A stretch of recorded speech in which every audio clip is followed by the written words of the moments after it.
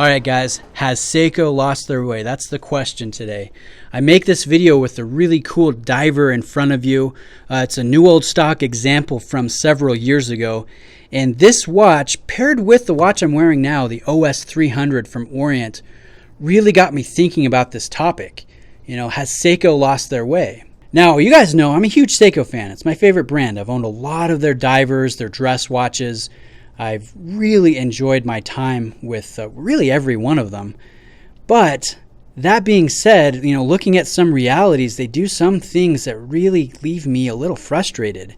You know, misaligned chapter rings, misaligned bezels, poor quality control issues. You know, sometimes the crown stem is not in the proper position, stuff like that. Things that really make you saying, what in the world are they doing in their factory? So there's that. There's the fact that, you know, we don't seem to be getting as good of value for money as we used to. Kind of evidenced by this watch here. So let's take a quick look at it. We've got a beautiful reflective blue inky sunray dial with proper applied markers, a blacked out date wheel, a metal bezel, nice thin proportions, great finish work, the accent of red in the indexing to 20. This thing to me kind of epitomizes what Seiko, you know, what we love about Seiko, what they're all about. They're bringing a functional, well-executed original design to the table at a low price point. This watch has a Saflex crystal, which is a combination of Hardlex base. You know, most of the crystal is the impact-resistant crystal, with a sapphire top, which will, you know, protect it from those surface scratches and nicks. So, you know, we look at this and we think, hey, this is a pretty awesome watch. This is what we used to get from Seiko. Proper alignment, you know, nice execution, nice tech.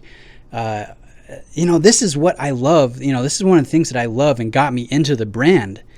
And we look at some of the other watches nowadays that don't have sapphire crystals. They don't have the proper applied markers at entry-level pricing. They don't have proper quality control alignment. Just feels like we're getting less and we're spending more with this brand. So let's take a look at my Orient now. This is the very best diver, in my opinion, that you can get for $1,000 new or even less pre-owned. I paid $630 for mine pre-owned, and it's just the ultimate value proposition. It really can't be beat, I think. And to me, this Orient, this is what Seiko used to be. We used to get these models that just had crazy value for money, and maybe we got too spoiled for too long by Seiko from their awesome releases and their low prices. It seems like today that's not really the case, and we're getting quality control issues. So that's why I posed the question, have they lost their way? They do so many things right. I love their larger selection now.